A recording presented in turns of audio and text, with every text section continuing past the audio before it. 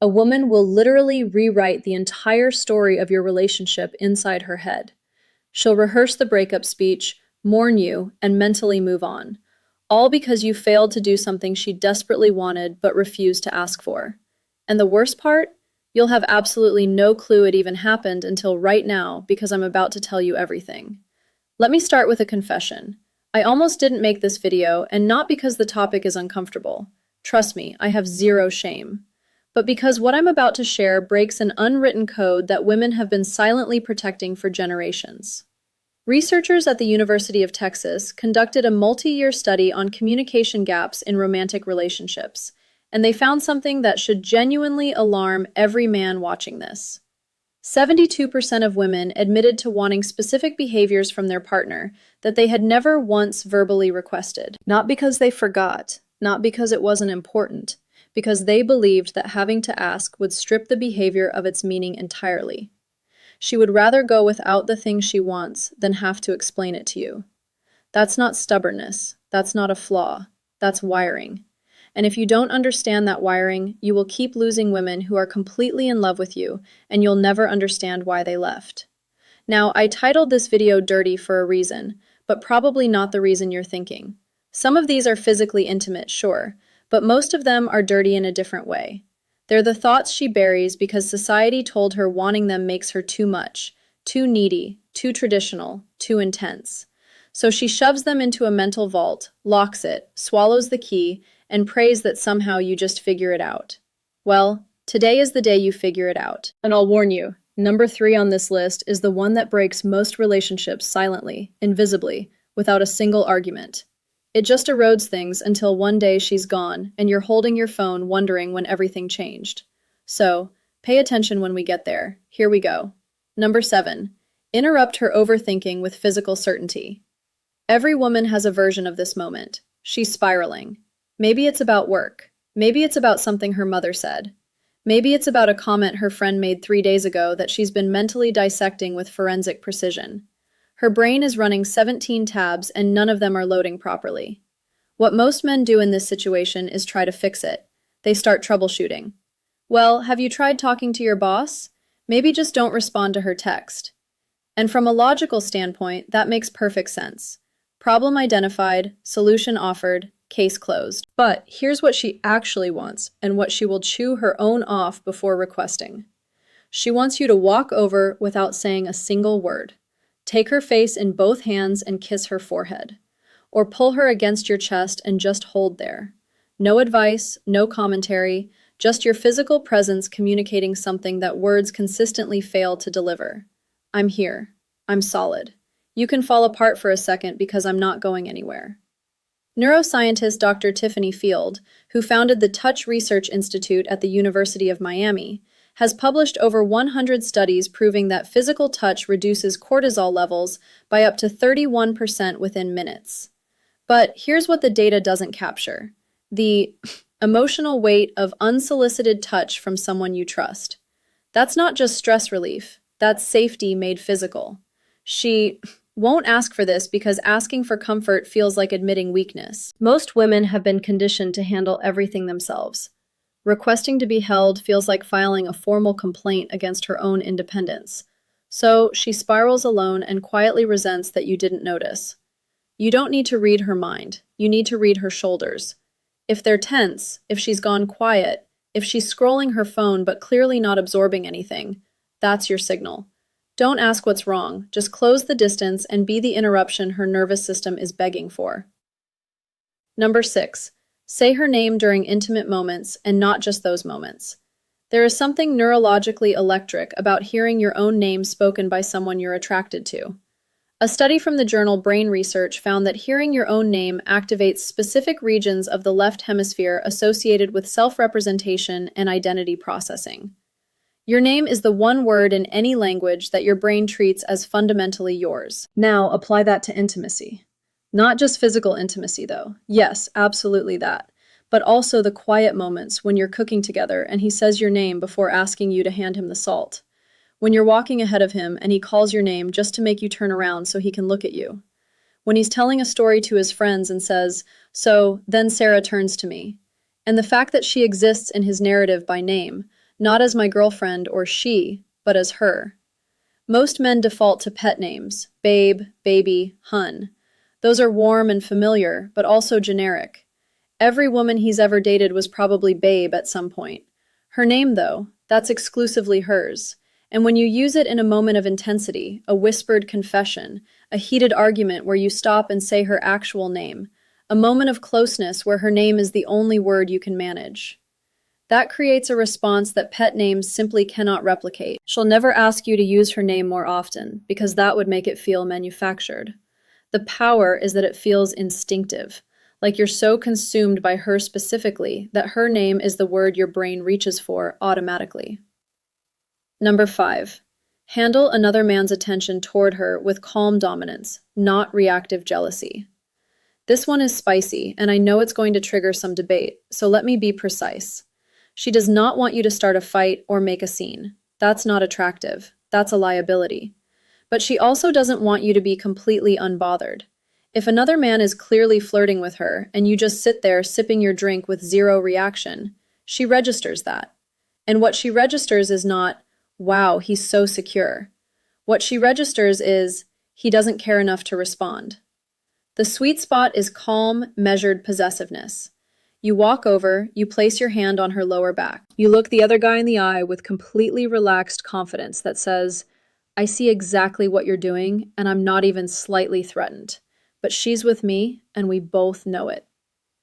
Maybe you extend a handshake. Maybe you introduce yourself. Maybe you simply redirect the conversation with a casual smile that communicates absolute ownership of the situation. Evolutionary psychologist Dr. David Buss found that women consistently rated proportional mate guarding as attractive. The key word is proportional. Too much and she feels controlled. Too little and she feels unvalued. But that middle ground where you acknowledge the situation without being destabilized by it, that is profoundly attractive on both a conscious and subconscious level. The dirty part, she might even enjoy the moment a little. Not because she wants to make you jealous, but because your response tells her everything about your confidence, your investment, and your willingness to claim her without caging her. That distinction, claiming versus caging, is where most guys get it catastrophically wrong. Number 4. Take something off her plate without announcing it. This is the silent killer of female attraction, and almost nobody is talking about it. The American Psychological Association's 2023 Stress in America survey found that women reported significantly higher levels of chronic stress than men across every measured category: work, family, household management, emotional labor, logistics, scheduling. She is running an invisible project management system in her head at all times, and most of it goes completely unnoticed. She wants you to identify one thing on her mental checklist without her having to delegate it, and just handle it quietly, completely, without expecting a parade. The car needs an oil change. It's done. She mentioned the kitchen faucet is dripping. Fixed by the time she gets home.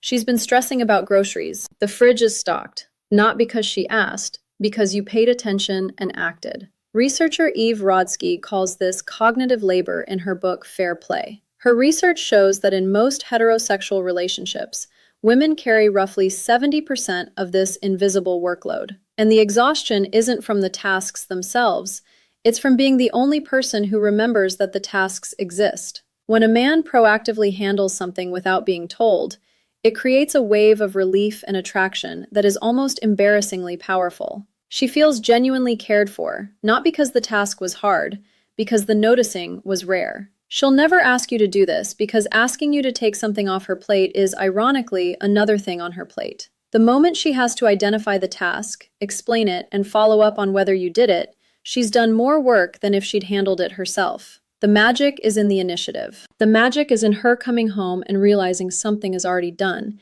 and she didn't have to think about it for even 1 second. Men who master Clear's throat, this become addictive, because in a world where she has to manage everything, the man who manages something for her becomes the only place she can actually rest. Number 3. This is the relationship killer I warned you about. She wants you to pursue her after you already have her. That's it. That's the whole thing. And it is staggering how many men completely abandon this the moment the relationship becomes official. During the dating phase, you were incredible. You texted first, you planned dates, you complimented her without being prompted. Every interaction felt like you were actively choosing her, like being with her was a privilege you didn't take for granted. Then you got comfortable. And comfort is wonderful, but somewhere between comfort and complacency, you stopped doing the things that made her fall for you. Not because you stopped caring, because you assumed the work was done. Dr. John Gottman, whose research has predicted divorce with over 90% accuracy, identifies this as the erosion of turning toward. His data shows that couples who eventually separated had a turning toward rate of only 33%, while couples who stayed together maintained a rate above 80%. She doesn't need grand romantic gestures every week. She needs evidence, consistent, undeniable evidence that you would choose her again today. That if you met her for the first time this afternoon, you'd still pursue her. That she hasn't become furniture in your life. She will never vocalize this because saying, "I need you to pursue me again," feels desperate. So instead, she goes quiet. She pulls back. She starts investing less because you invested less first. And by the time the conversation happens, if it ever does, the distance has already hardened into something much more difficult to reverse. A random Tuesday text that says, "I was just thinking about you and had to tell you," takes 4 seconds to send and can sustain weeks of emotional connection. A planned date night, not because she asked, but because you refuse to stop being the man who plans things, communicates more than 1,000 "I love yous" on autopilot.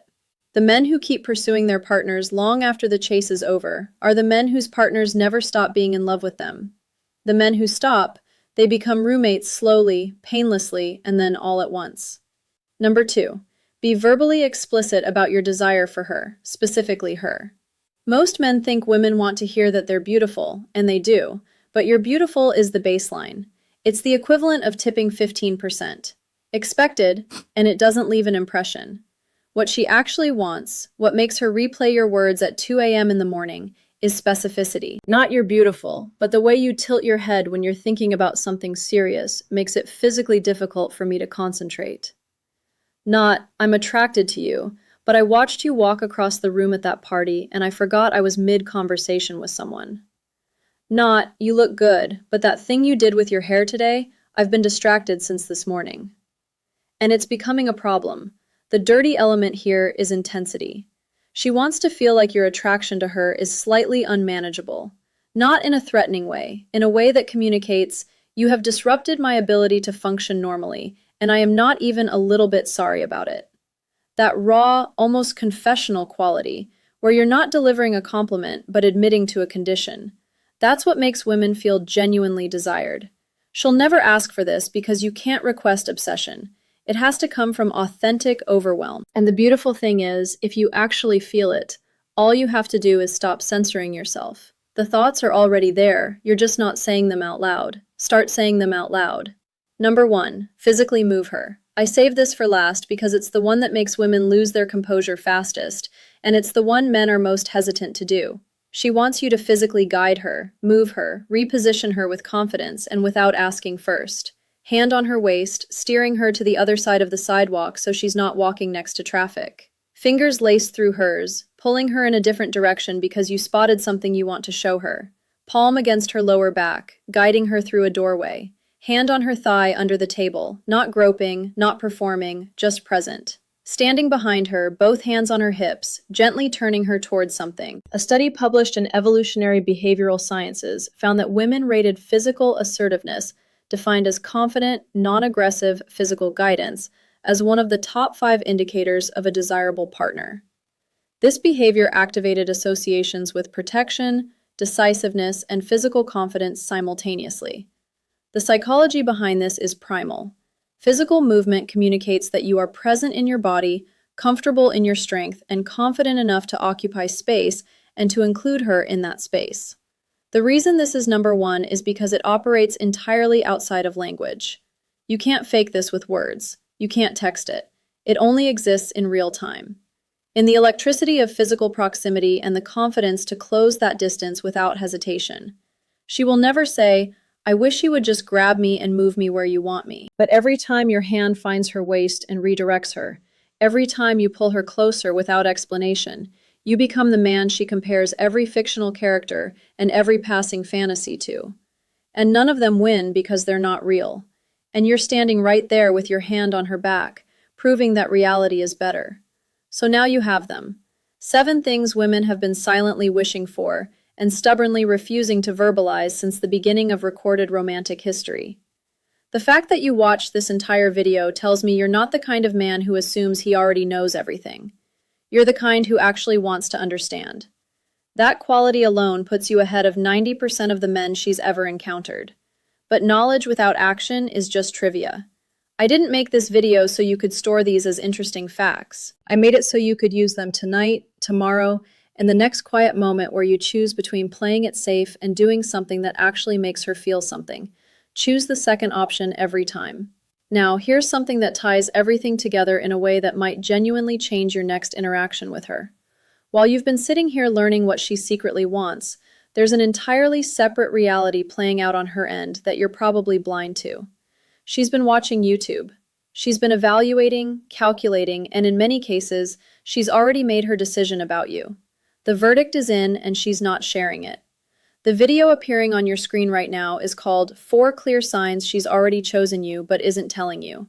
And if you don't watch it next, everything you just learned becomes only half the equation. Knowing what she wants is powerful, but recognizing when she's already decided you're the one, that's the difference between a man who's trying and a man who's already won without realizing it. It's right there. Go watch it now. I'll see you on the other.